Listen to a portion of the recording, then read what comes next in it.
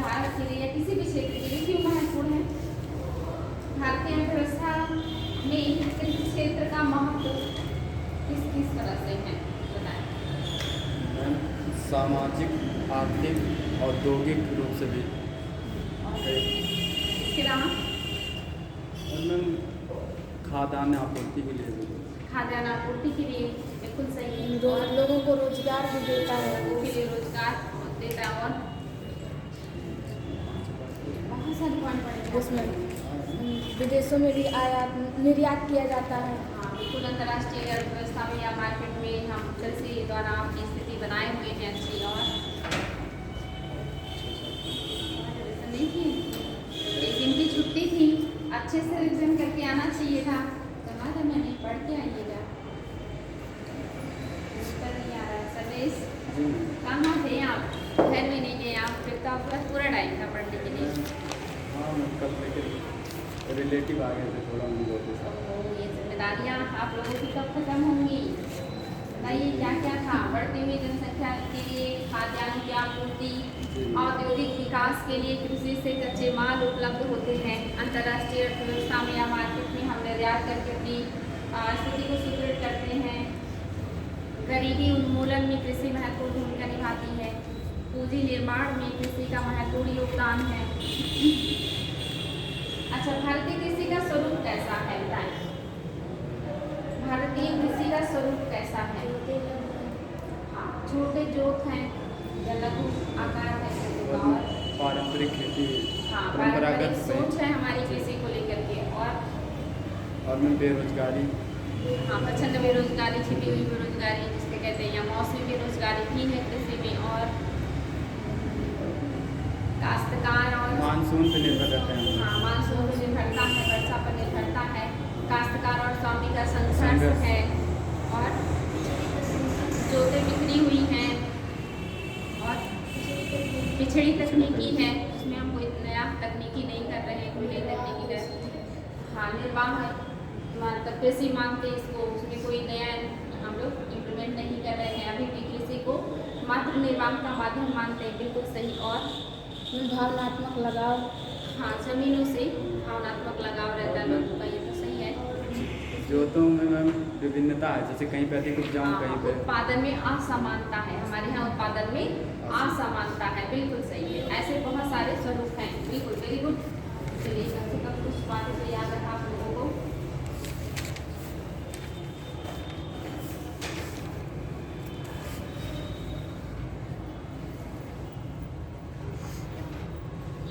भारतीय कृषि क्षेत्र की समस्याएं क्या क्या पढ़ा था आप लोगों ने समस्याओं में?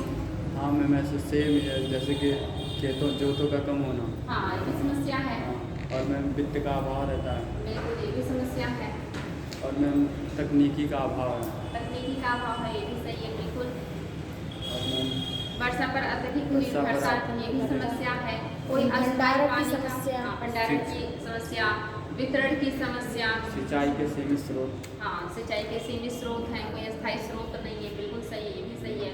और परंपरागत सोच, जी समस्या में क्या है, हमारी सोच ही अभी भी परंपरागत है कृषि को लेकर के। हम उसमें कोई नया तौर तरीका नहीं अपना रहे हैं, कोई नया इनोवेशन नहीं कर रहे हैं, जैसे अन्य कंट्रीज कर रहे हैं, जैसे चाइना, इसराइल, इस तरह की जो विकसित और विकासशील अन्य जागरूक कंट्रियाँ हैं, वो अपने यहाँ खेतों में नए नए तरह के इनोवेशन कर रहे हैं, लेकिन हम नहीं कर रहे हैं। अभी भी हमारी सोच वही परंपरागत है कृषि को लेकर के। इसके अलावा आगे हाँ वित्त का अभाव है, निम्न कृषि यंत्रीकरण है।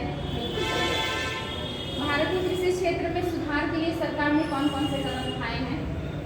हाँ मैम, जैसे कि मैम मतलब मैम वित्त की उपलब्धता करवाई है। हाँ जैसे इसका संस्थागत सुधार किया है, दूसरा तकनीकी और तीसरा सामान्य। संस्थागत में क्या क्या सुधार किया गया है? हाँ बिल्कुल एकदम सही।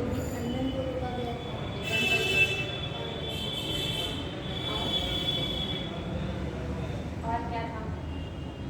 चकबंदी, हदबंदी लाया गया था, और मैम विपणन, लगान को कम किया गया था। बिल्कुल सही है। हाँ तकनीकी में है, तकनीकी में है ना, तकनीकी में बताइए। क्रांति लाई। सिंचाई उन्नत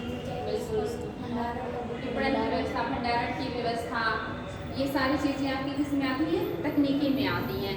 और सामान्य सुधार में वित्त उपलब्ध कराना कृषि को, और सहकारी कृषि को बढ़ावा देना, और सामान्य संतान।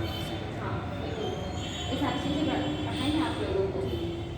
उर्वरक का सही रूप से अनुपात क्या होना चाहिए? हमारे यहाँ सामान्यतः उर्वरकों का अनुपात क्या होना चाहिए मिट्टी के लिए? हमारे यहाँ की मिट्टी को सामान्यतः लगभग कौन सा अनुपात उर्वरकों का मिलना चाहिए? 4:2:1, यानी कि 4 अनुपात में यूरिया, 2 अनुपात में फास्फोरस और उसके बाद पोटास। इसके साथ ही आप लोगों को मैंने बताया था नीम कोटेड यूरिया, 100% नीम कोटेड यूरिया की बात कर रही है ना गवर्नमेंट। क्यों कर रही है? क्योंकि मैम जो यूरिया का मतलब अवशोषण खुले में हो जाता है, उसको रोकने के लिए, हवा में जो उसका वाष्पीकरण हो जाता है उसको रोकने के लिए, और मिट्टी और पौधों को ज़्यादा से ज़्यादा मिल पाए, इसके लिए नीम कोटेड यूरिया का प्रयोग किए जाने के बाद सरकार के द्वारा की जा रही है। साथ ही आप लोगों ने पढ़ा था हरित क्रांति। तो विश्व में हरित क्रांति के जनक नार्मन बोरलॉग, और भारत में स्वामीनाथन। और आपकी हरित क्रांति का आई कब थी? 1966-67। कौन से क्षेत्र में आई थी? पंजाब, हरियाणा, पश्चिमी उत्तर प्रदेश। कौन से अनाज में पहली बार आई थी? गेहूं और गेहूं। बौने प्रजाति के गेहूं में सबसे पहले किया गया, उसके बाद धान में किया गया। गेहूं धान में इसका उपयोग ज़्यादा किया गया था। बिल्कुल सही है। हरित क्रांति के घटक क्या क्या हैं? हाँ,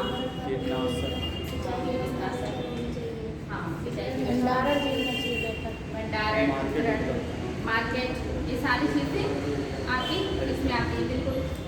और आप लोगों ने कुछ क्रांतियाँ भी पढ़ी थी, गोल क्रांति, आलू, पीली क्रांति, तिलहन, और सुनहरी क्रांति बागवानी के लिए, सदाबहार सभी, जैविक कृषि, जैविक कृषि, मूंग क्रांति, मूंग क्रांति नहीं वो तो सेफ्रॉन। मोटे अनाजों के लिए, हाँ, मोटे अनाजों के लिए। अच्छा, मोटे अनाजों के लिए कौन सी वर्ष को घोषित किया गया था? 2023 को। क्या कहा गया? अंतर्राष्ट्रीय कदम वर्ष उसको कहा गया। सही। कुछ ऐसे क्षेत्र हैं, मतलब खेतियों के नाम हैं, जैसे एपीकल्चर। एपीकल्चर में क्या होता है? मधुमक्खी पालन। और हॉर्टिकल्चर में बागवानी। और ओलेरीकल्चर में ओलेरी, सब्जियों का उत्पादन। बिल्कुल सही है। विटीकल्चर में, और मोरीकल्चर में हाँ, रेशम कीट के लिए शहतूत उत्पादन। और मेरीकल्चर में समुद्री उत्पाद। बिल्कुल।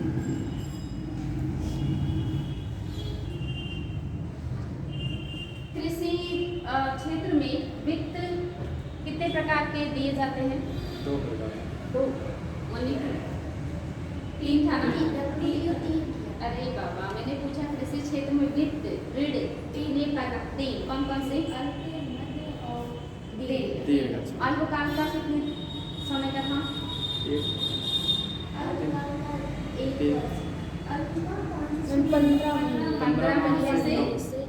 15 माह से कम। अल्पकाल के लिए मैं 15 माह से कम था।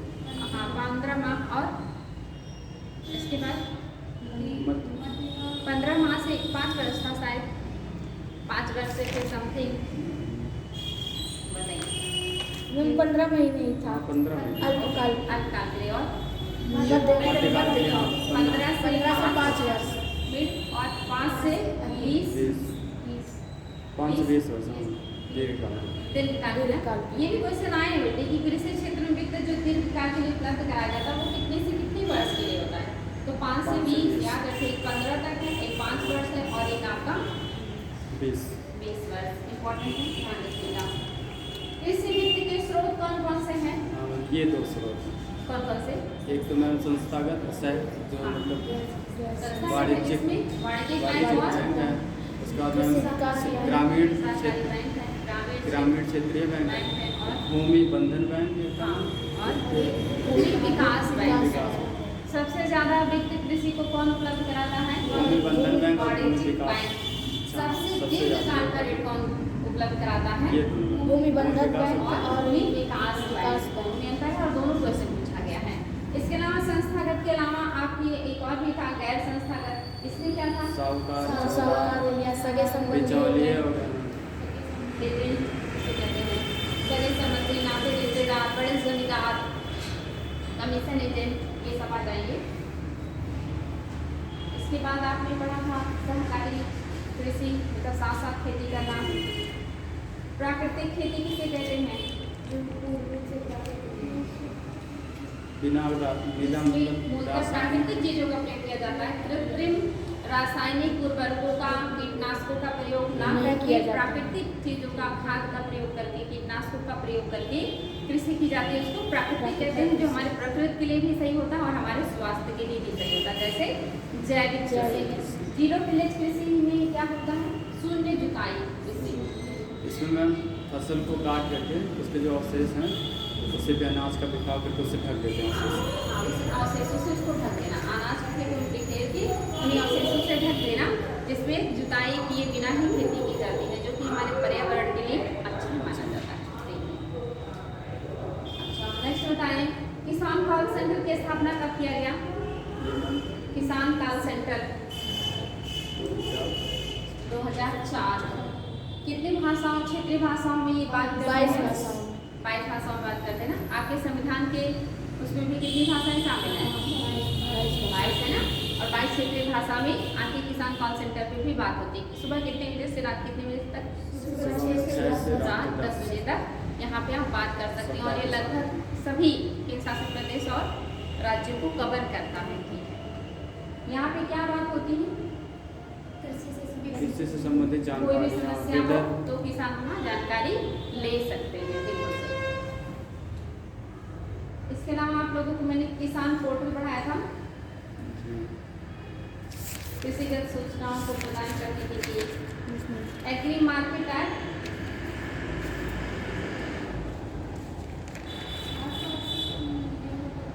एग्री मार्केट एक्ट पढ़ा था आप लोगों ने? जी मैम। क्या था इसमें? आसपास के 50 किलोमीटर के रेंज में जितनी मंडियां हैं वहाँ पे आप अपने उत्पाद के रेट को जान सकते हैं कि वहाँ क्या रेट में ये सारी चीज़ें बिक रही हैं और आप उसका लाभ उठा सकते हैं। इंडिया वेदर में क्या था? मौसम से संबंधित जानकारी उपलब्ध कराता है। 4 दिन पहले ही आपको मौसम संबंधी जानकारी उपलब्ध कराई जाएगी ताकि जो किसान है वो अपनी कृषि में जो भी इनपुट लगा रहा है उसको ध्यान में रख करके करे, ताकि वो नुकसान ना हो और वो उसका फायदा उठा सके।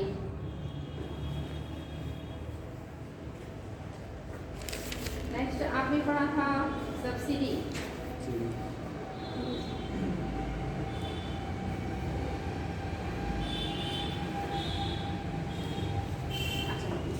वर्ल्ड ट्रेड ऑर्गेनाइजेशन जो है, विश्व व्यापार संघ, ये अंतर्राष्ट्रीय स्तर पर कृषि क्षेत्र में कितने प्रकार की सब्सिडी देता है? कौन कौन से? ग्रीन बॉक्स, अम्बर बॉक्स, ब्लू बॉक्स। ओके, आप बताएं ग्रीन बॉक्स सब्सिडी क्या है? ग्रीन बॉक्स में मैम मतलब WTO देती है कृषि क्षेत्र में। इसमें मैम विसंगति और मतलब किसी प्रकार की विकृति व्यापार में उत्पन्न नहीं होती है। बिल्कुल सही है।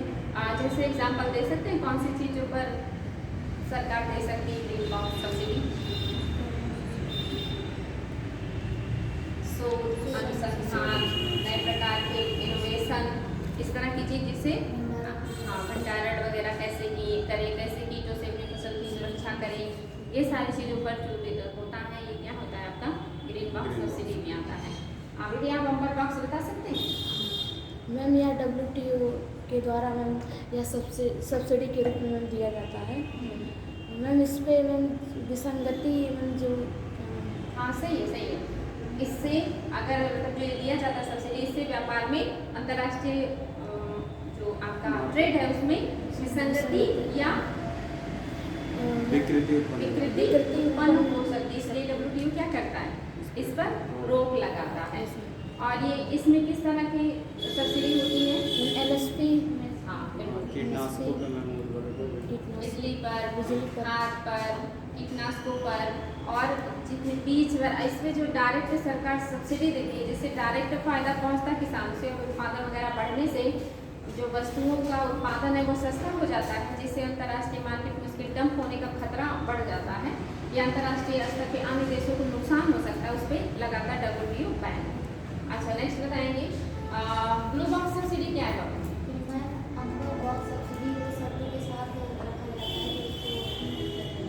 हाँ, ऐसी शर्तों के साथ लागू किया जाए कि जिससे व्यापार में कोई विकृति या विसंगति ना उत्पन्न हो, तो उसी को क्या कहते हैं? ब्लू बॉक्स सब्सिडी कहते हैं। यानी कि ग्रीन बॉक्स सब्सिडी पर WTO कोई रोक नहीं लगाता, क्योंकि उससे अंतर्राष्ट्रीय व्यापार में कोई भी विकृति या विसंगति उत्पन्न नहीं होता है और इसमें बेसिक चीज़ों पर ध्यान दिया जाता है, जिससे कोई नया इनोवेशन हो, शोध हो, जिससे कि आप कुछ नया काम कर सकते हैं कृषि के क्षेत्र में, पर्यावरण के क्षेत्र में। और आपका जो अम्बर बॉक्स सब्सिडी है, इस पर WTO रोक लगाता है, क्योंकि ये विकृति और विसंगति उत्पन्न करता है अंतर्राष्ट्रीय मार्केट में और इसके द्वारा सरकार सीधे फायदा पहुंचाती है किसानों को और इसीलिए इस पर WTO रोक लगाता है। अच्छा, अम्बर बॉक्स सब्सिडी के तहत WTO ने कोई दर निर्धारित किया ना विकासशील और विकसित कंट्रीज के लिए? Yes ma'am. विकसित कंट्रीज के लिए 10%, विकसित विकासशील हाँ, विकसित के लिए 5% के लिए 10%, और विकासशील के लिए 10% की सब्सिडी दे सकते हैं। इतनी की छूट WTO देता है। बिल्कुल सही। न्यूनतम समर्थन मूल्य क्या है? Minimum support price, MSP। Ma'am, यह सरकार द्वारा फसल बोने से पहले जारी किया जाता है। मैम, साल में 2 बार जारी किया जाता है, एक बार खरीफ की फसल के समय और एक बार रबी की फसल के समय जारी किया जाता है। वर्तमान में 22 फसलों पर 22 फसलों पर MSP गवर्नमेंट के द्वारा जारी की जाती है, जिसमें से कितने खाद्यान्न फसलें हैं? 7। कौन से? गेहूँ, जौ, ज्वार, बाजरा, रागी और मक्का। 7 जो है आपके रबी की फसलें हैं जिन पर सरकार MSP जारी करती है और 7 आपकी कौन सी फसलें? दलहन है, तिलहन है और आपकी फसलें हैं खाद्यान्न। तो दलहन में क्या क्या है? चना, मूंग, अरहर, और उड़द, मसूर। यानी कि आपकी कितने हो गई दालें? 5। कौन से? चना, अरहर, मसूर, मूंग और उड़द। और तिलहन में कितनी तिलहनें हैं? 7। कौन सी? सरसों, मूंगफली, सरसों, सूरजमुखी और तिल, सूखा नारियल, पोखरा। नहीं बेटी, अभी वो बात नहीं हो रही, अभी तो हम तिलहन ही बात कर रहे हैं। तिल है, नाइजीरियन सीड है, ये टोटल मिला के 7 आपकी तिलहनी है फसलें जिनकी MSP जारी किया जाता है। अन्य 3 और हैं जो अतिरिक्त हैं, वो क्या है? नारियल, सूखा नारियल, कच्चे कपास और कच्चा पटसन। ये है। गन्ने पर क्या सरकार जारी करती है? उचित और लाभकारी मूल्य जारी करती है। अच्छा, बताएं कि ये काम करता कौन है, किसके सिफारिश पे गवर्नमेंट करती है?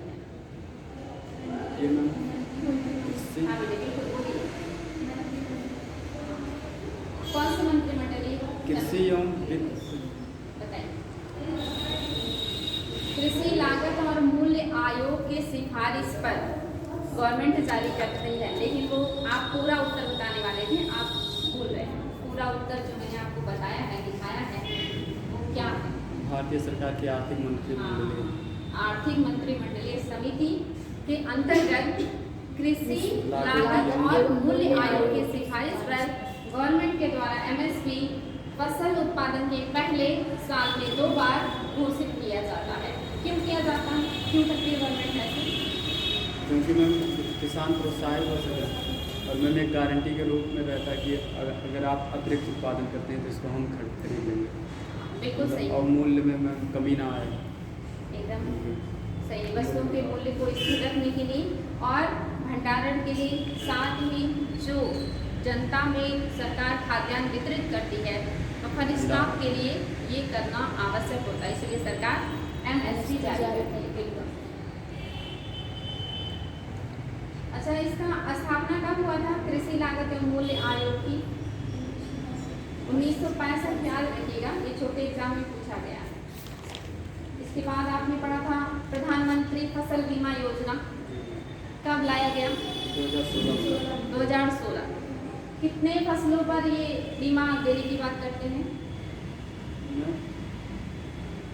या जो फसलें हैं उस पर कितना देते हैं? रबी की फसल पे, खरीफ की फसल पे, बागवानी फसल पे कितने % का देंगे बीमा? 1.5 हाँ, एकदम सही।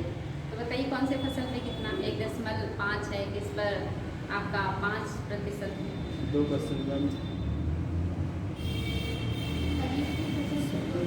आगे हाँ 2 है, रबी फसल में 1.5 है और बागवानी पे 5%। ओके। यहाँ पे जो जोखिम है ये फसल कटने के कितने दिन बाद तक अगर फसल में नुकसान होती है तो भी सरकार कवर करेगी उसे? अधिकतम 14 दिन। अधिकतम 14 दिन, बिल्कुल। और ये प्राकृतिक आपदा हो या मानव निर्मित, अगर कोई भी समस्या होती है इस तरह की जिससे फसल बर्बाद होता है तो सरकार उसमें प्रीमियम देती है ना, फसल बीमा योजना।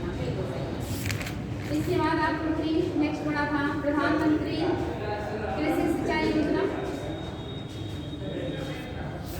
नहीं, अभी नहीं हुआ है, आगे ही पढ़ना है, रीडिंग कीजिएगा। प्रधानमंत्री कृषि सिंचाई योजना, प्रधानमंत्री कृषि सिंचाई योजना।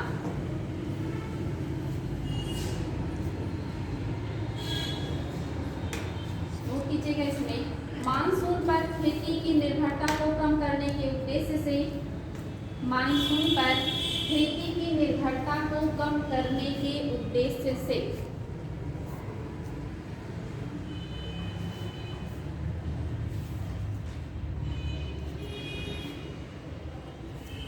एवं इन खेत को पानी पहुंचाने के लिए तथा या एवं इन खेत पर पानी पहुंचाने के लिए 2 जुलाई 2015 को इन खेत पर पानी पहुंचाने के लिए 2 जुलाई 2015 को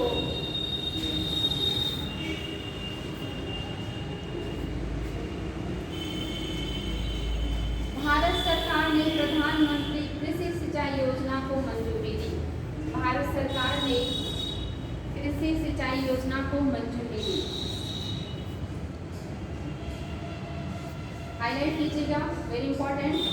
इस योजना में 3 मंत्रालयों, इस योजना में 3 मंत्रालयों,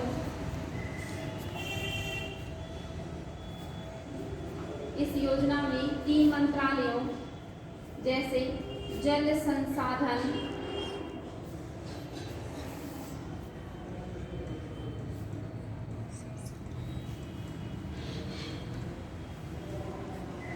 जल संसाधन पहला मंत्रालय, आगे नदी विकास एवं गंगा संरक्षण मंत्रालय,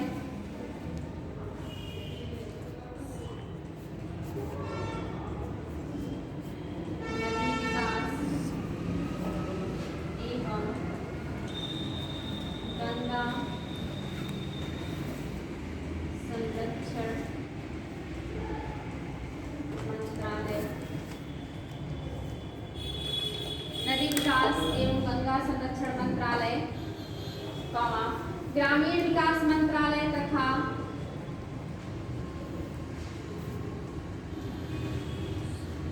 ग्रामीण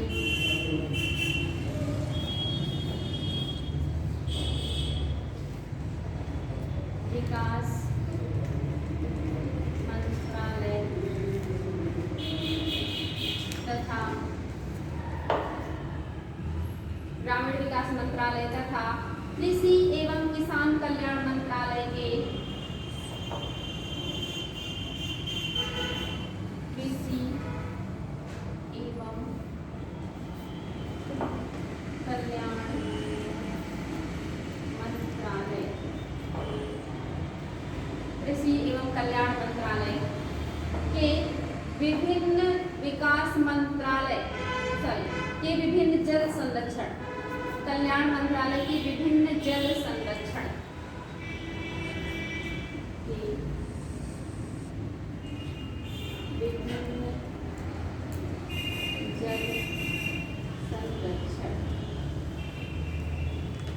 के विभिन्न जल संरक्षण, संचयन एवं भूमि जल संवर्धन, संचयन एवं भूमि जल संरक्षण,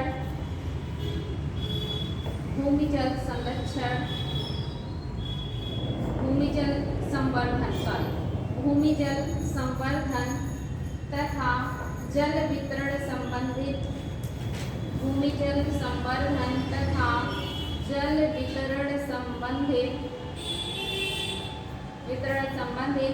कार्यों को समेकित किया गया है, कार्यों को समेकित किया गया है।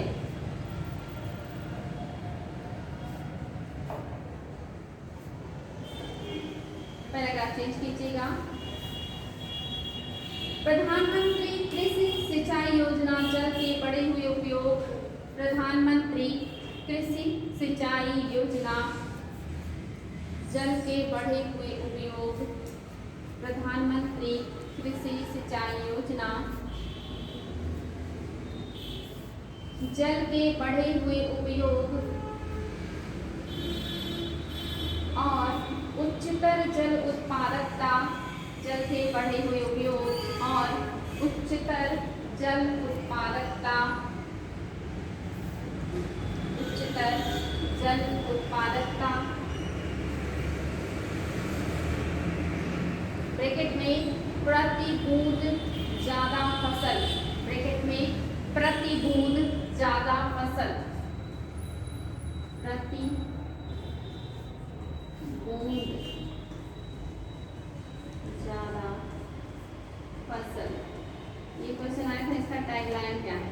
पर ड्रॉप मोर क्रॉप, पर ड्रॉप मोर क्रॉप। ये क्वेश्चन आया था प्रधानमंत्री कृषि सिंचाई या जो योजना लाई गई है उसका टैगलाइन क्या है? तो पर ड्रॉप मोर क्रॉप, यानी कि पर बूंद ज्यादा फसल। ब्रैकेट बंद कर लीजिएगा। पानी हेतु इसके उचित उपयोग के साथ ही, पानी हेतु इसके उचित उपयोग के साथ ही, पानी हेतु इसके उचित उपयोग के साथ ही जल उत्पादकता और पुनर्चक्रण, जल उत्पादकता और पुनर्चक्रण, जल उत्पादकता और पुनर्चक्रण ब्रैकेट में जल संचय और जल सिंचन, ब्रैकेट में जल संचय और जल सिंचन ब्रैकेट बंद द्वारा कृषि भूमि हेतु सिंचाई की सुविधा, द्वारा कृषि भूमि हेतु सिंचाई की सुविधा, कृषि भूमि हेतु सिंचाई की सुविधा ब्रैकेट में हर खेत को पानी, ब्रैकेट में हर खेत को पानी ब्रैकेट बंद सुनिश्चित करना है या सुनिश्चित करेगी, हर खेत को पानी ब्रैकेट बंद सुनिश्चित करेगी। हेडिंग कीजिएगा प्रधानमंत्री कृषि सिंचाई योजना के उद्देश्य,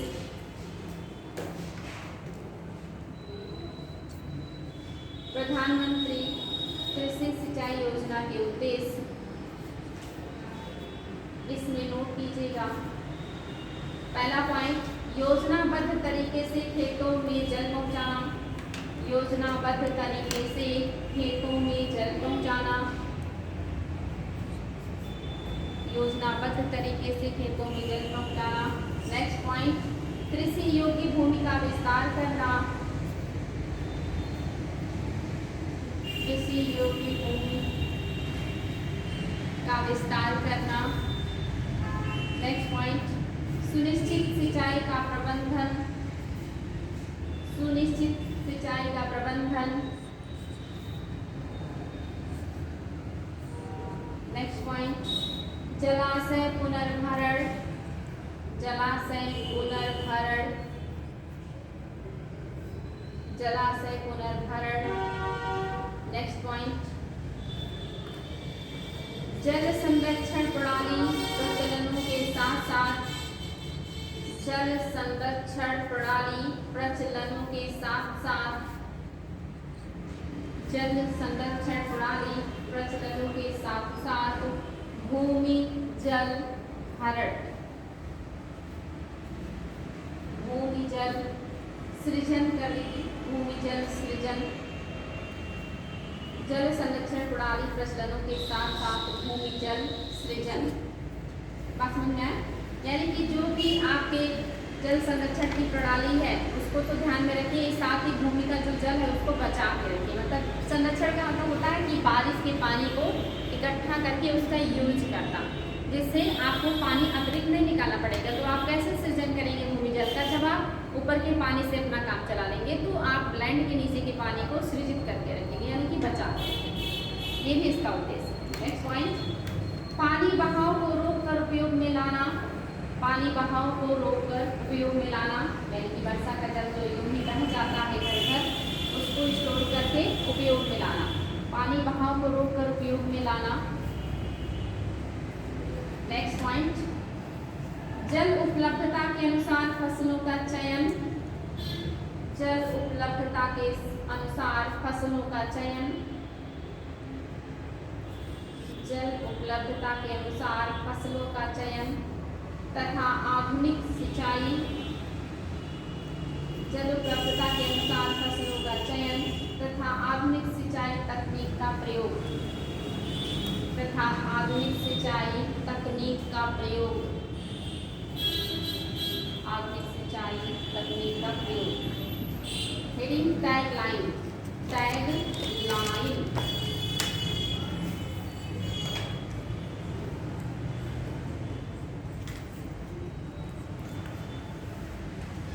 टैग लाइन इनका दो है। पहला है हर खेत को पानी,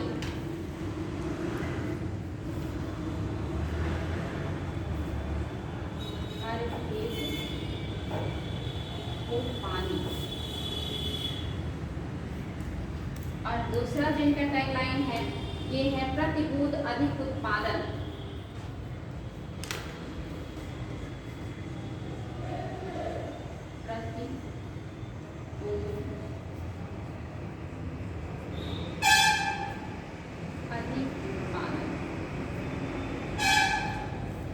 प्रतिबूद अधिक उत्पादन, इसी को इंग्लिश में कहते हैं पर ड्रॉप मोर क्रॉप।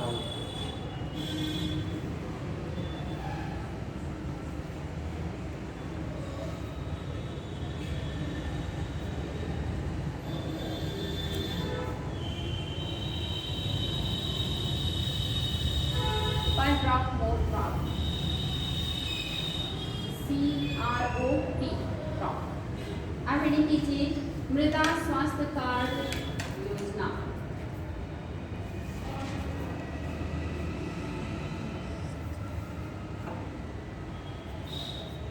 मृदा स्वास्थ्य कार्ड योजना, सॉइल हेल्थ कार्ड स्कीम, मृदा स्वास्थ्य कार्ड योजना। इसमें नोट कीजिएगा 19 फरवरी 2015 को प्रधानमंत्री 19 फरवरी 2015 को प्रधानमंत्री नरेंद्र मोदी,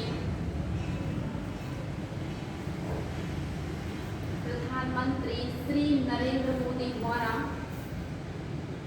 प्रधानमंत्री श्री नरेंद्र मोदी द्वारा राजस्थान के सूरतगढ़ से, राजस्थान के सूरतगढ़ से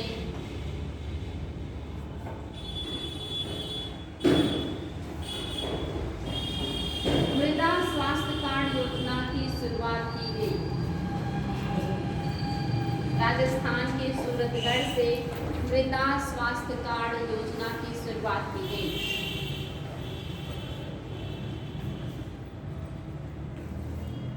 यह कृषि एवं सहकारी विभाग, हाईलाइट कर लीजिएगा, यह कृषि एवं सहकारी विभाग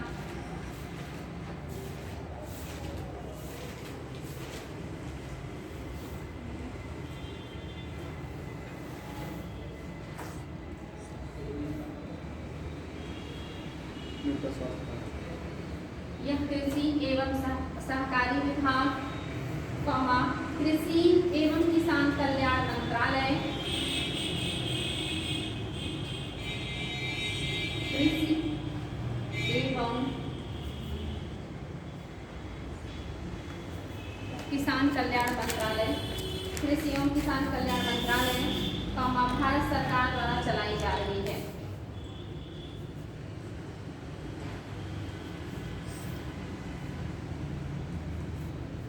कल्याण मंत्रालय, भारत सरकार द्वारा चलाई जाती है।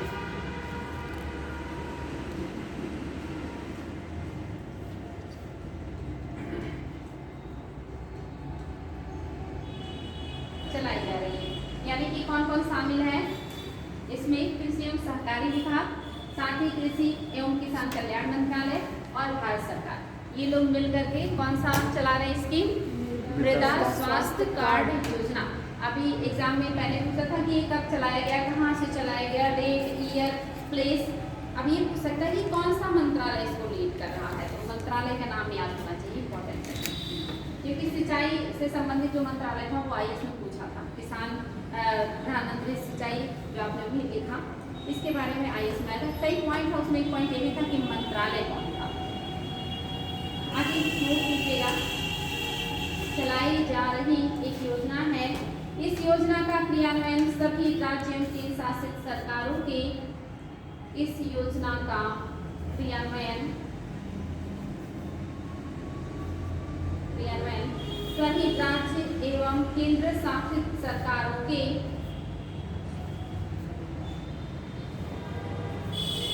सभी राज्य एवं केंद्र शासित सरकारों के कृषि विभागों के माध्यम से किया जाएगा। कृषि विभागों के माध्यम से किया जाएगा।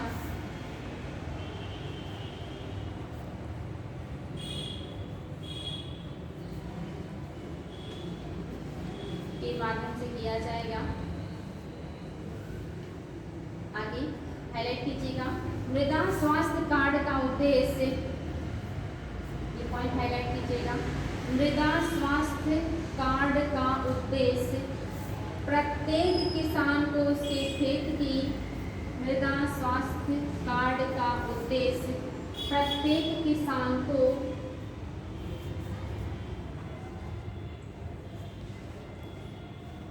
उसके खेत की मृदा के पोषक तत्वों की स्थिति की, किसान को उसके खेत की मृदा के पोषक तत्वों की स्थिति की सही जानकारी देना है। प्रत्येक किसान को उसके खेत की मृदा के पोषक तत्वों की स्थिति की सही जानकारी देना है और उन्हें उर्वरकों की सही मात्रा के प्रयोग और उन्हें उर्वरकों की सही मात्रा के प्रयोग, सही मात्रा के प्रयोग और आवश्यक मृदा सुधारों के संबंध में और आवश्यक मृदा सुधारों के संबंध में ही सलाह देना है। आवश्यक मृदा सुधारों के संबंध में भी सलाह देना है ताकि लंबी अवधि के लिए मृदा स्वास्थ्य को, ताकि लंबी अवधि के लिए मृदा स्वास्थ्य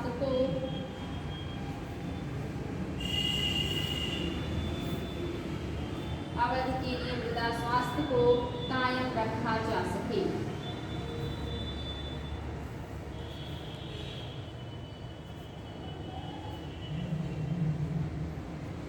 पैराग्राफ चेंज कीजिएगा। इसमें 12 पैरामीटरों जैसे nitrogen, phosphorus, potash, nitrogen, phosphorus, potash, bracket में लिखिएगा, मुख्य पोषक तत्व ब्रैकेट बंद, सल्फर ब्रैकेट में गौड़ पोषक तत्व, सल्फर ब्रैकेट में गौड़ पोषक तत्व ब्रैकेट बंद, zinc ferrous copper magnesium, zinc ferrous copper magnesium boron, zinc ferrous copper magnesium boron bracket में सूक्ष्म पोषक तत्व,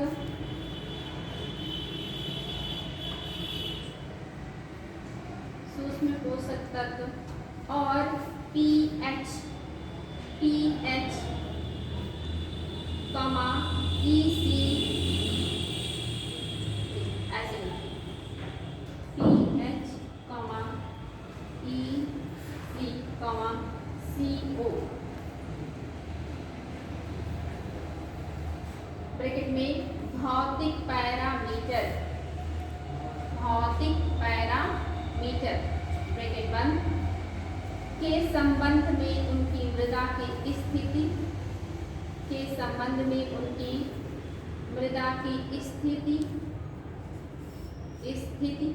निहित होगी।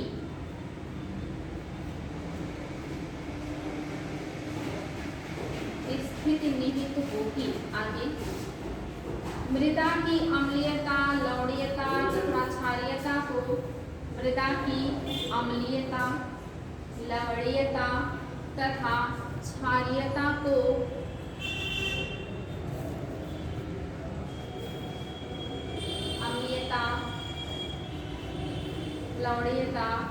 क्षारीयता को जांच कर मृदा की गुणवत्ता सुधार हेतु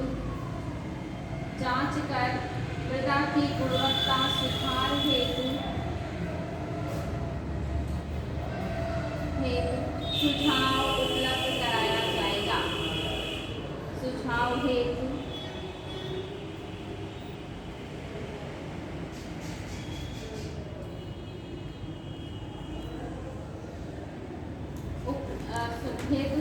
उपलब्ध कराया जाएगा। हेडिंग लिखिएगा, मतलब सॉरी टैगलाइन लिखिएगा, स्वस्थ धारा खेत धारा। इसका भी आया है टैगलाइन, एग्जाम में पूछा है टैगलाइन।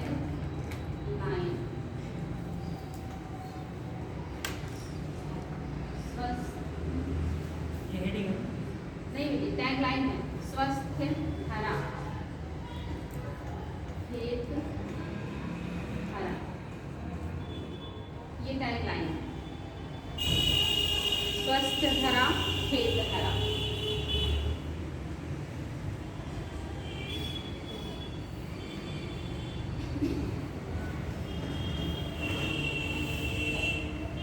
बात समझ में आ गया ना टैगलाइन। नेक्स्ट हेडिंग कीजिएगा,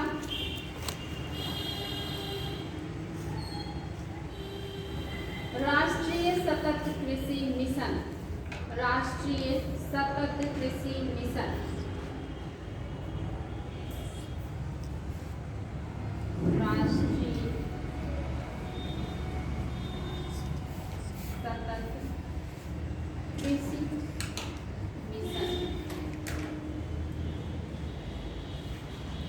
राष्ट्रीय सतत कृषि mission, national mission for sustainable agriculture NMSA। इसमें नोट कीजिएगा, सतत कृषि उत्पादकता प्राकृतिक संसाधनों, सतत कृषि उत्पादकता प्राकृतिक संसाधनों, सतत कृषि उत्पादकता प्राकृतिक संसाधनों जैसे मृदा एवं जल की गुणवत्ता,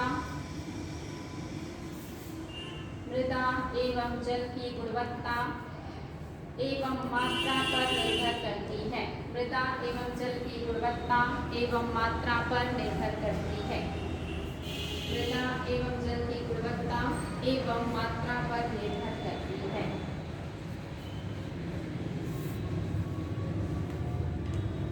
कृषि क्षेत्र में वृद्धि दर को सतत एवं निरंतर बनाए रखने के लिए कृषि क्षेत्र में वृद्धि दर को सतत एवं निरंतर बनाए रखने के लिए कृषि क्षेत्र में वृद्धि दर को सतत एवं निरंतर बनाए रखने के लिए इन दुर्लभ प्राकृतिक संसाधनों का संरक्षण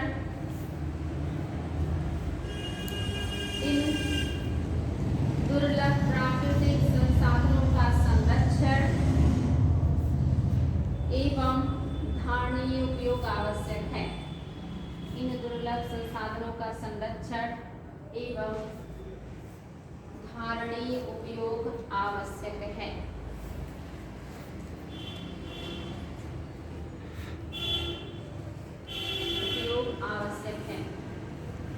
राष्ट्रीय सतत कृषि मिशन की शुरुआत राष्ट्रीय सतत कृषि मिशन की शुरुआत 12वीं पंचवर्षीय योजना के दौरान हुई। 12वीं पंचवर्षीय योजना के दौरान हुई।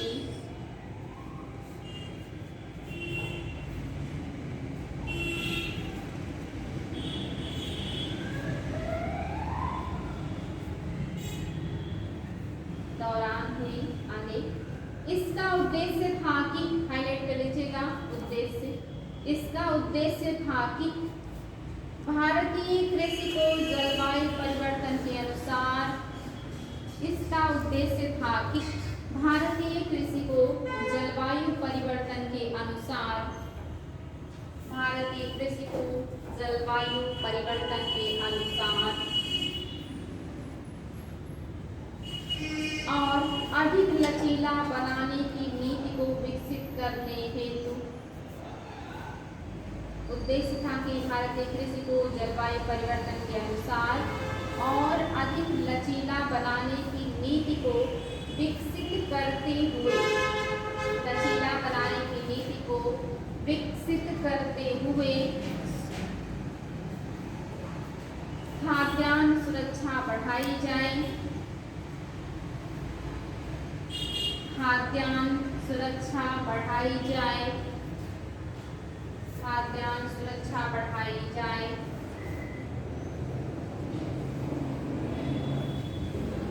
और भूमि पानी जैव विविधता और भूमि पानी जैव विविधता आनुवांशिक संसाधन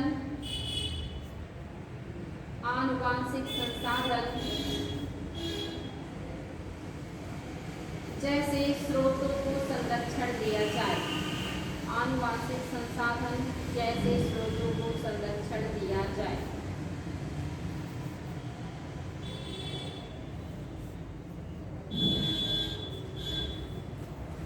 क्या है राष्ट्रीय सतत कृषि मिशन क्यों लाया गया? क्योंकि जलवायु परिवर्तन के साथ साथ हमारी कृषि अपने आप को ढाल सके, साथ ही कृषि मतलब मिट्टी की जो गुणवत्ता है, जो पानी की उपलब्धता है, जो अन्य प्राकृतिक संसाधन है, उनका संरक्षण भी हो, संवर्धन भी हो, सही से उपयोग भी हो, ताकि वो हमेशा बने रहे। और ये आपका 12वीं पंचवर्षीय योजना के समय ही ये लाया गया था सतत कृषि मिशन। अब इसमें हेडिंग कीजिएगा राष्ट्रीय सतत कृषि मिशन के उद्देश्य। राष्ट्रीय सतत कृषि मिशन के उद्देश्य।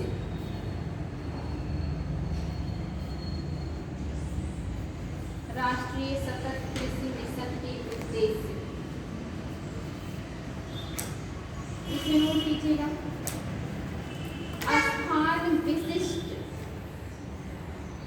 स्थान विशिष्ट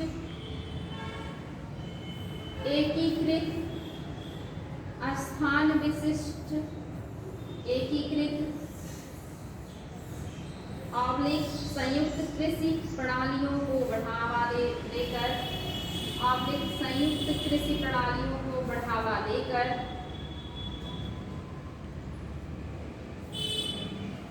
कृषि को और अधिक उत्पादक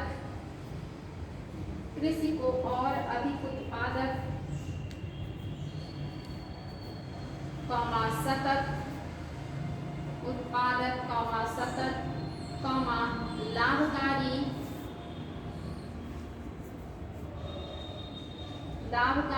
और जलवायु प्रत्यास्थ बनाना। जलवायु प्रत्यास्थ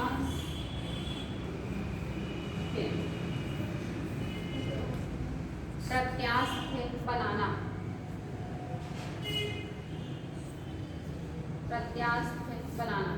नेक्स्ट पॉइंट, समुचित मृदा और नमी संरक्षण उपायों के माध्यम से। समुचित मृदा और नमी संरक्षण। समुचित मृदा एवं नमी संरक्षण। समुचित मृदा एवं नमी संरक्षण उपायों के माध्यम से प्राकृतिक संसाधनों का संरक्षण करना। उपायों के माध्यम से प्राकृतिक संसाधनों का संरक्षण करना। प्राकृतिक संसाधनों का संरक्षण करना। नेक्स्ट पॉइंट, मृदा उर्वरता मानचित्रों। मृदा उर्वरता मानचित्रों, बृहद एवं सूक्ष्म पोषक तत्वों के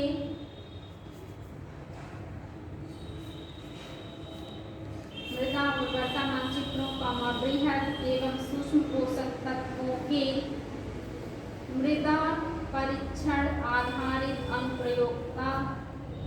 मृदा परीक्षण आधारित अनुप्रयोगता।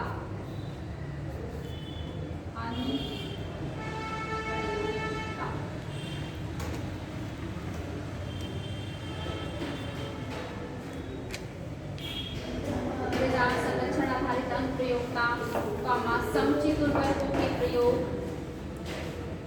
समुचित उर्वरकों के प्रयोग इत्यादि के आधार पर व्यापक मृदा स्वास्थ्य। इत्यादि के आधार पर व्यापक मृदा स्वास्थ्य प्रबंधन पद्धतियां अपनाना। मृदा स्वास्थ्य प्रबंधन प्रवृत्तियां अपनाना। मृदा स्वास्थ्य प्रबंधन प्रवृत्तियां अपनाना या पद्धतियां अपनाना। नेक्स्ट पॉइंट, प्रति बूंद अधिक फसल हासिल करने के लिए।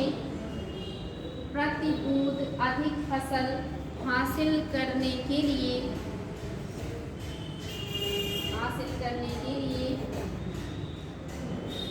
व्याप्ति बढ़ाने हेतु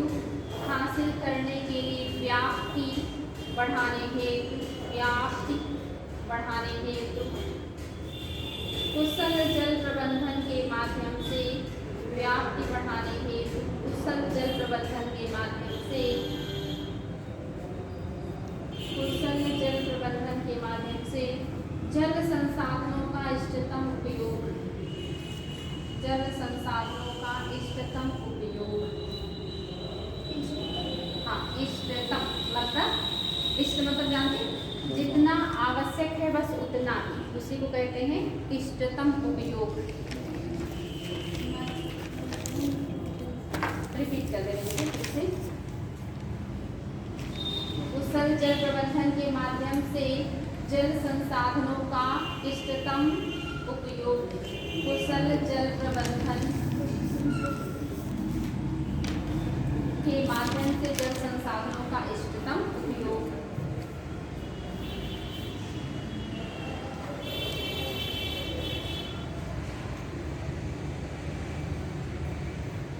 अब मीनिंग कीजिएगा। कृषि विपणन।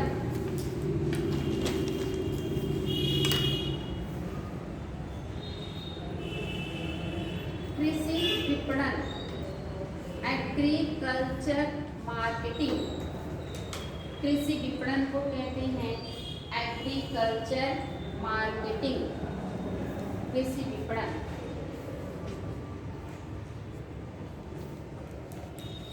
विपणन में उन सभी गतिविधियों, एजेंसियों और नीतियों को कृषि विपणन में उन सभी गतिविधियों, एजेंसियों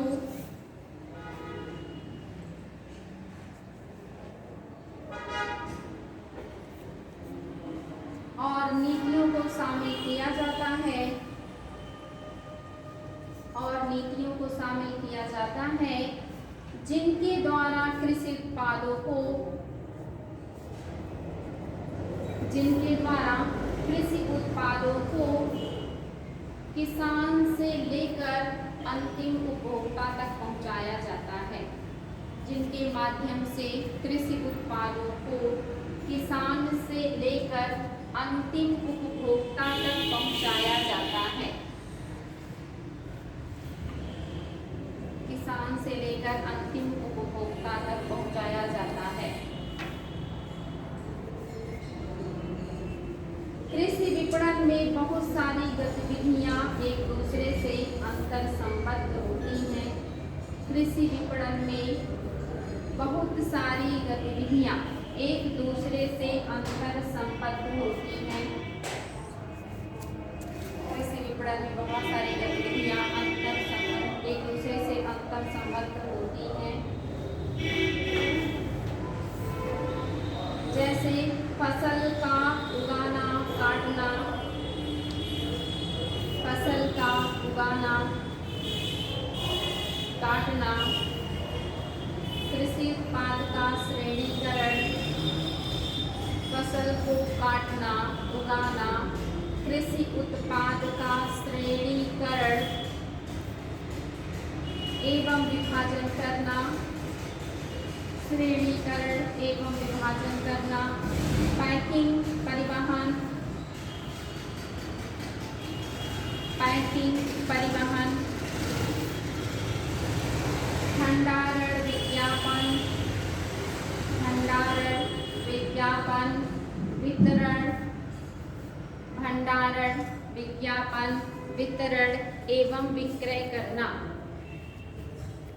एवं विक्रय करना। क्या क्या काम है कृषि विपणन में शामिल?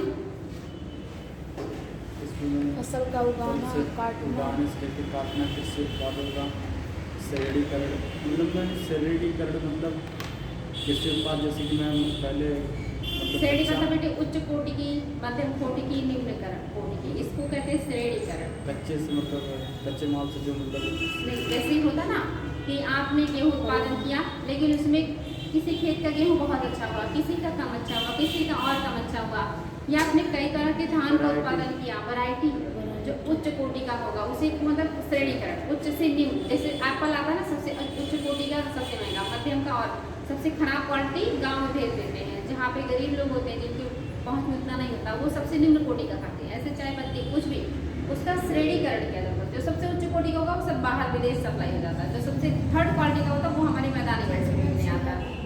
हर चीज़, सोयाबीन में देखिए कोई टेस्ट नहीं रहता, हर चीज़ का क्या किया जाता है? श्रेणीकरण किया जाता है, फिर विभाजन किया जाता है, फिर उसका भंडारण किया जाता है, उसके बाद आप देखेंगे उसका ऐड किया जाएगा, फिर उसको भेजा जाएगा, फिर वो बिकेगा। तो ये सारी चीज़ें किसमें आ रही है? विपणन में। यानी कि आपका किसान के उत्पादन से लेकर के अंतिम उपभोक्ता तक पहुंचने के दरमियान जो जो स्टेप आते हैं वो सब क्या है? आपके विपणन है। अब ये लीजिएगा, भारतीय कृषि विपणन व्यवस्था में विद्यमान दोष। भारतीय कृषि विपणन व्यवस्था में विद्यमान दोष।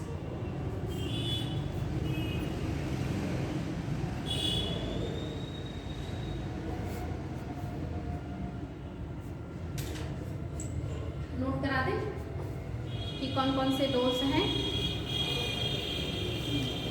जैसे दोषपूर्ण संग्रहण व्यवस्था, दोषपूर्ण संग्रहण व्यवस्था, ये पहला पॉइंट है कि हमारे यहाँ जो विपणन व्यवस्था की समस्या है वो पहला क्या है? दोषपूर्ण संग्रहण व्यवस्था, संग्रह करने की व्यवस्था भी दोषपूर्ण है। दूसरा, श्रेणी विभाजन का अभाव एवं, या ऐसे लिख लीजिए, श्रेणी विभाजन का अभाव, श्रेणी विभाजन का अभाव। नेक्स्ट, मध्यस्थों की बड़ी संख्या, मध्यस्थों की बड़ी संख्या। नेक्स्ट, बहुत अधिक शुल्क एवं प्रभार, बहुत अधिक शुल्क एवं प्रभार। नेक्स्ट, अल्प विकसित परिवहन व्यवस्था, अल्प विकसित परिवहन व्यवस्था। नेक्स्ट, मूल्य संबंधी सूचना का अभाव, मूल्य संबंधी सूचना का अभाव।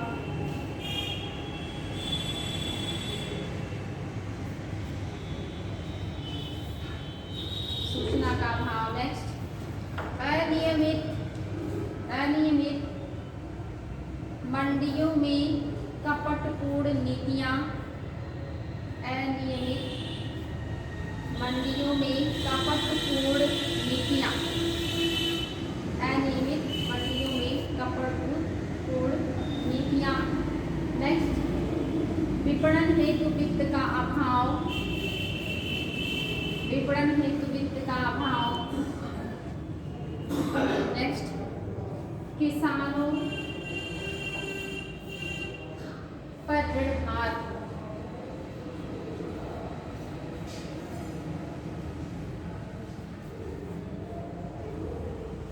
किसानों पर ऋण भार मतलब ऋण की अधिकता।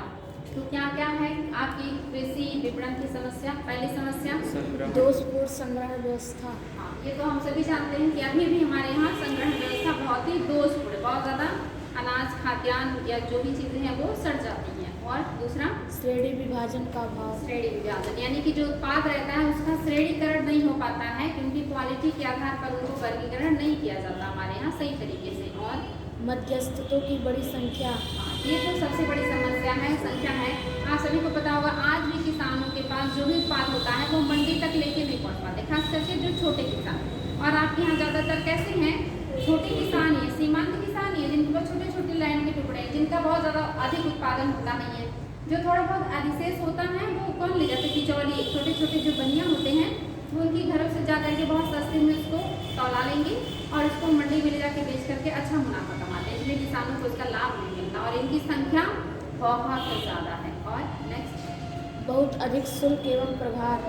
हाँ, यानी कि विपणन के लिए अगर कहीं लेके आना जाना हो, मंडी लेके जाना हो तो क्या है? शुल्क और उसका जो खर्चा है वो बहुत है। और अल्प विकसित परिवहन व्यवस्था। हाँ, परिवहन भी देखिए आपके यहाँ बहुत ज़्यादा अल्प विकसित है। अगर किसी को मंडी लेके जाना है अनाज तो उसके लिए परिवहन की भी यहाँ सुविधा नहीं कि जो सस्ते में आसानी से मिल जाए। और मूल्य संबंधी सूचना का अभाव। हाँ, ये भी सही है कि सरकार के द्वारा जो MSP जारी किया जाता है, जो मूल्य जारी किया जाता है, इसके बारे में गांव के किसानों को कोई जानकारी नहीं होती, कोई सूचना नहीं रहती उनके पास कि इस बार सरकार कितना MSP जारी की है, कौन से फसल को, उन्हें कोई जानकारी नहीं था। जितना उन्हें बनिया या मध्यस्थ बताते हैं उतना ही वो जानते हैं और उतने में वो बेचने के लिए मजबूर होते हैं। ये बात सही है।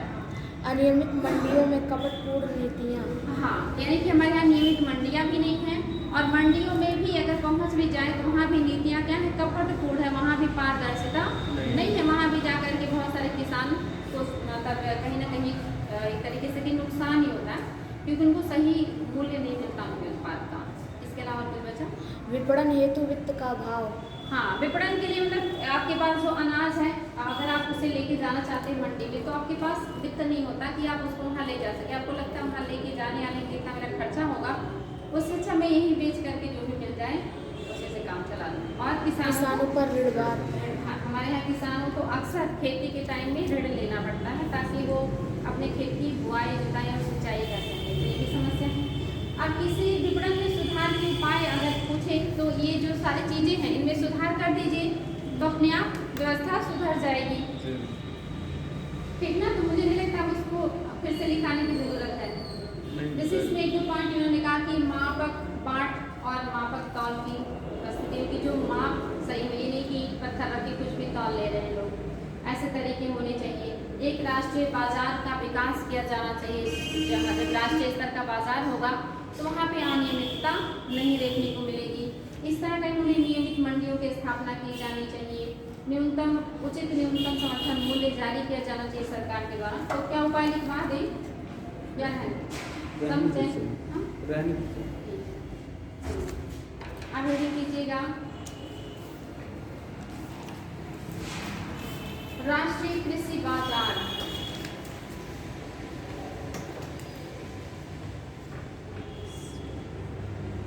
राष्ट्रीय कृषि बाजार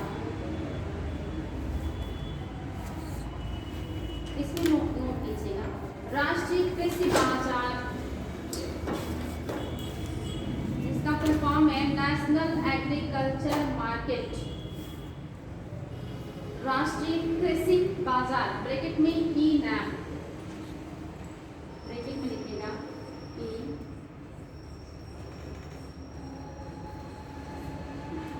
ई नैम ब्रैकेट बंद। एक Akhil Bharatiya electronic trading portal है। एक Akhil Bharatiya electronic trading portal है। Akhil Bharatiya electronic trading portal है जो कृषि से संबंधित उपजों के लिए कृषि से संबंधित उपजों के लिए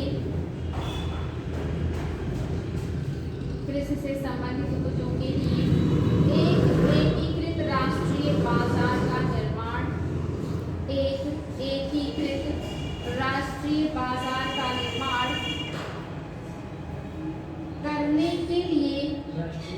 एकीकृत राष्ट्रीय बाजार का निर्माण करने के लिए मौजूदा कृषि उपज विपणन समितियों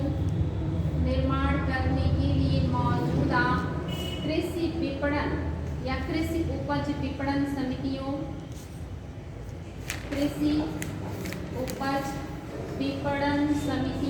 ब्रैकेट में APMC agricultural product market committee APMC bracket में लिखिएगा APMC agricultural product market committee. मैंने बताया आपको मौजूदा कृषि उपज विपणन समितियों ब्रैकेट में APMC समझ में आ गया, ब्रैकेट बंद। एवं कृषि मंडियों का एक प्रसार है।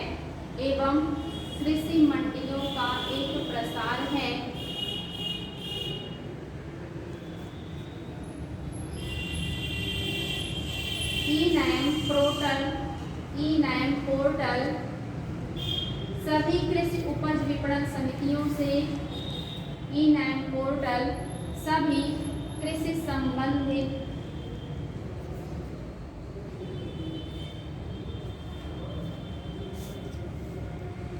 कृषि उपज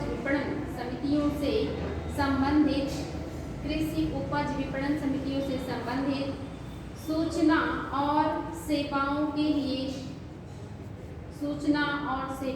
लिए सिंगल विंडो सेवा प्रदान करता है।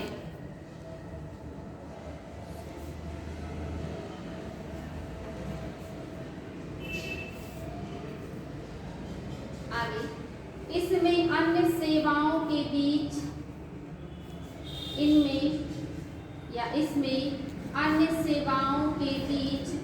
उपज के आगमन और कीमतों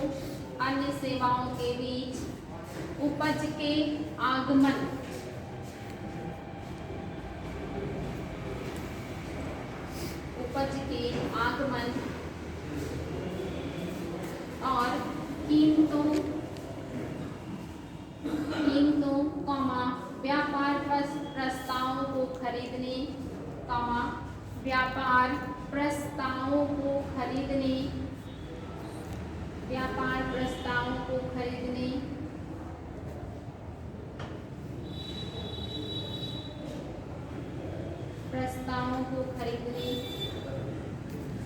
और बेचने व्यापार प्रस्ताव पर प्रतिक्रिया के लिए प्रावधान शामिल है। व्यापार प्रस्ताव पर प्रतिक्रिया के लिए प्रावधान शामिल है?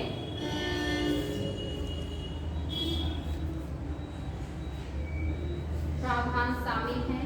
राष्ट्रीय कृषि बाजार ने मौजूदा कृषि उपज विपणन। राष्ट्रीय कृषि बाजार ने मौजूदा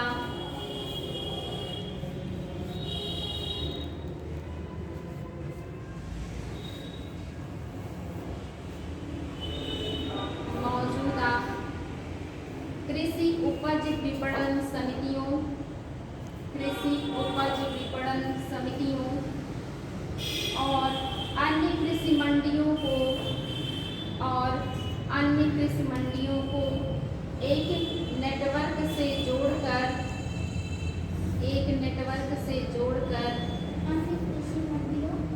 कृषि मंडियों को एक नेटवर्क से जोड़कर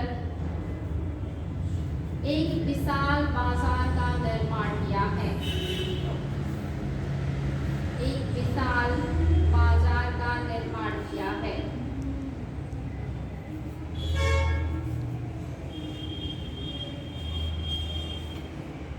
अब हेडिंग कीजिएगा, national agricultural cooperative marketing federation of India limited. National agricultural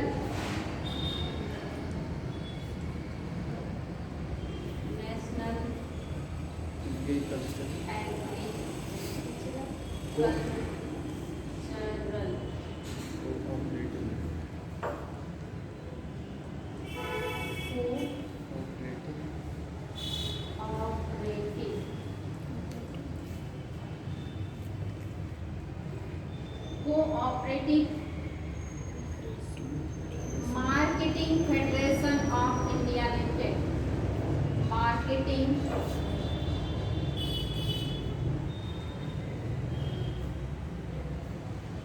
federation of India limited. हाँ, मार्केटिंग फेडरेशन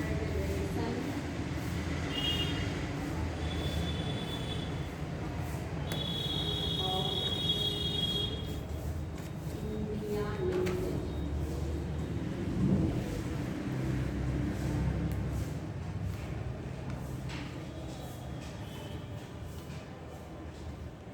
इसका शॉर्ट फॉर्म है नाफेड, NAFED।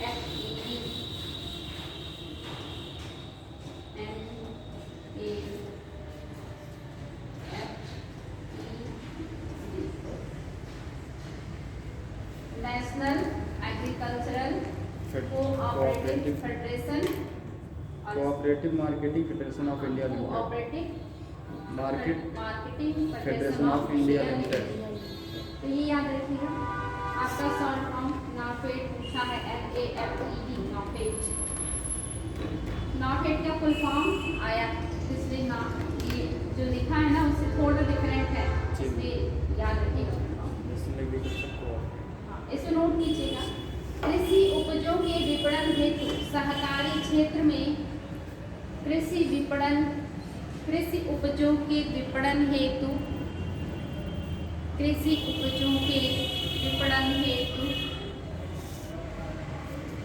सहकारी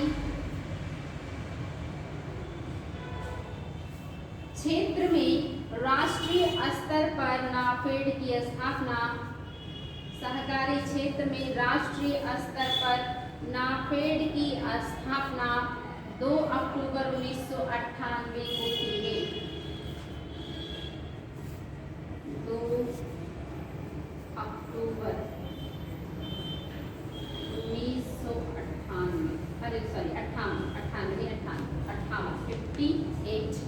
1958 में की गई। 58 में या को की गई। नाफेड की स्थापना का मुख्य उद्देश्य कृषि उत्पादों के नाफेड के स्थापना के मुख्य उद्देश्य नाफेड की स्थापना के मुख्य उद्देश्य कृषि उत्पादों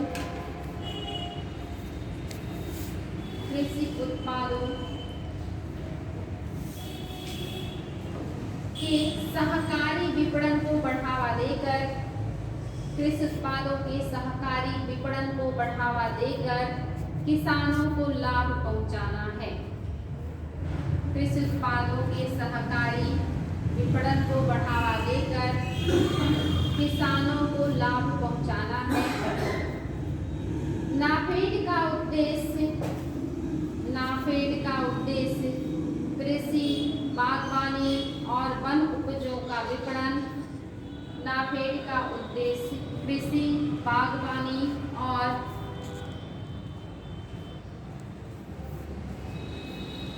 वन उपजों का विपणन, प्रसंस्करण, वन उपजों का विपणन, प्रसंस्करण और भंडारण करना है। कृषि उपजों का विपणन, प्रसंस्करण और भंडारण करना है। यह आवश्यक कृषि मशीनरी का वितरण करता है। यह आवश्यक कृषि मशीनरी का वितरण करता है और किसानों को आवश्यक आदान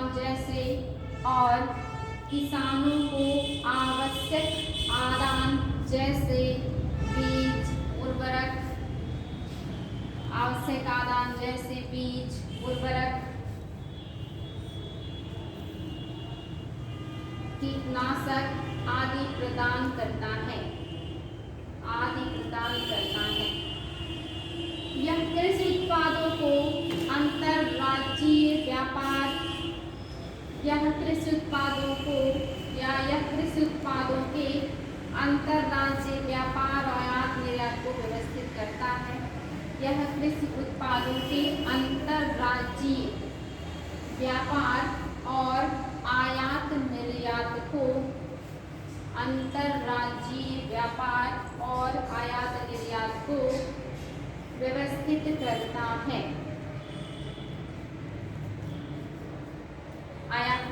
व्यवस्थित करता है। नेक्स्ट है heading tribal cooperative marketing development federation of India limited. Tribal cooperative marketing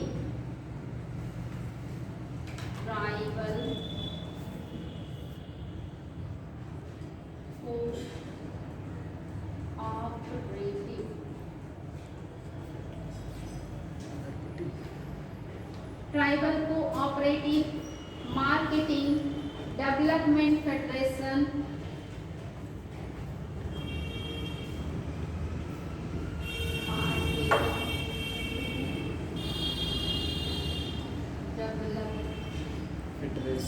development federation of India limited. Development federation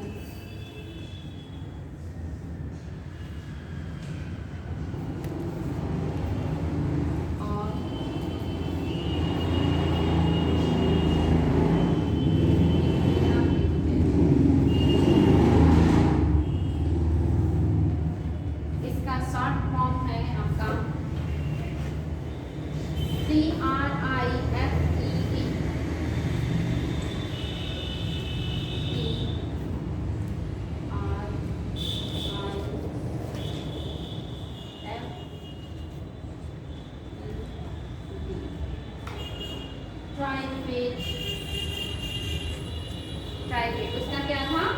इसका नाफेड था, इसका है ट्राइफेड। तो ट्राइफेड की स्थापना नाफेड की स्थापना कब की गई थी? 2 अक्टूबर 1958। किस लिए किया गया था? ये मैम कृषि उत्पादों के सहकारी विपणन को बढ़ावा देने।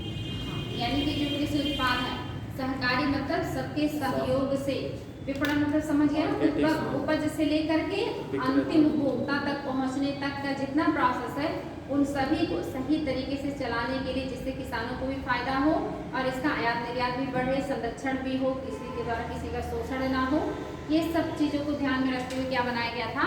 नाफेड। सेम वही काम करेगा ट्राइफेड, बस कंडीशन ये है कि ये काम करेगा ट्राइबल्स के लिए, यानी कि जो हमारी अनुसूचित जनजातियाँ हैं उनके लिए स्पेशली बनाया गया है। नोट कीजिएगा,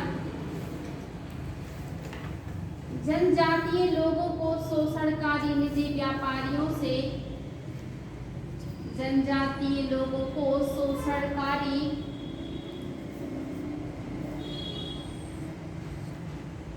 जनजातीय लोगों को शोषणकारी निजी व्यापारियों से छुटकारा दिलाने, निजी व्यापारियों से छुटकारा दिलाने और उनके द्वारा तैयार की गई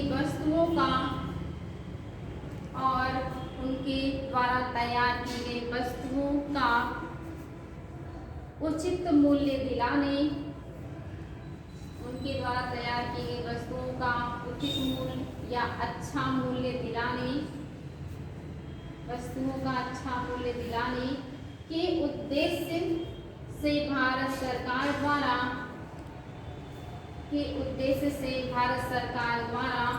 1987 में ट्राइफेड की स्थापना की गई। भारत सरकार द्वारा 1987 में ट्राइफेड की स्थापना की गई। अप्रैल 1988 से कार्यरत ट्राइफेड अप्रैल 1988 से कार्यरत ट्राइफेड को पेड़ों तथा वनों के उत्पादों के एकत्रीकरण, ट्राइफेड को पेड़ों तथा वनों के उत्पादों के एकत्रीकरण, पेड़ों तथा वनों के उत्पादों के एकत्रीकरण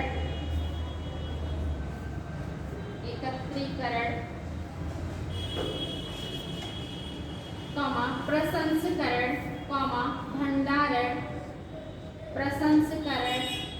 भंडारण और विकास की प्रमुख एजेंसी घोषित किया गया है। प्रसंस्करण, भंडारण और विकास की प्रमुख एजेंसी घोषित किया गया है। विकास की प्रमुख एजेंसी घोषित किया गया है।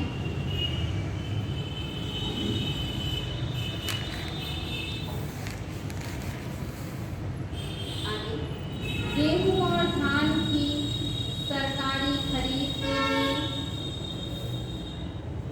गेहूं और धान की सरकारी खरीद के लिए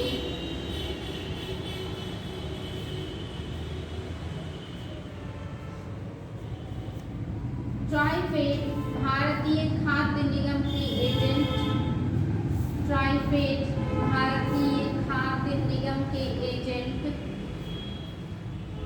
खाद्य निगम के एजेंट तथा मोटे अनाजों, खाद्य निगम के एजेंट तथा मोटे अनाजों,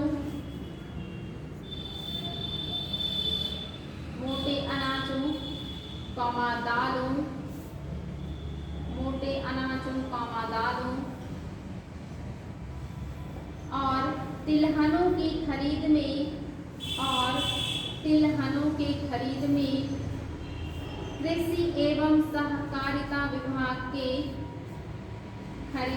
कृषि एवं सहकारिता विभाग के एजेंट के रूप में काम करता है। कृषि एवं सहकारिता विभाग के एजेंट के रूप में काम करता है। कृषि उत्पादों के मूल्यों के उतार चढ़ाव से होने वाले, कृषि उत्पादों के मूल्यों के उतार चढ़ाव होने से, मूल्यों के उतार चढ़ाव होने से या उतार चढ़ाव से होने वाले नुकसान की, उतार चढ़ाव से होने वाले नुकसान की भरपाई के लिए, नुकसान की भरपाई के लिए कृषि एवं किसान कल्याण मंत्रालय, कृषि एवं किसान कल्याण मंत्रालय इसे अनुदान देता है। कृषि एवं किसान कल्याण मंत्रालय इसे अनुदान देता है। इसका मुख्यालय नई दिल्ली में है। इसका मुख्यालय नई दिल्ली में है।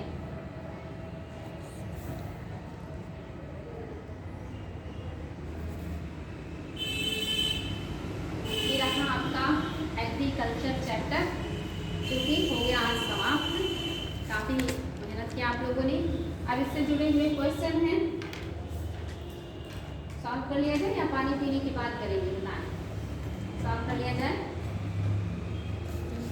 हो गया नहीं पूरा।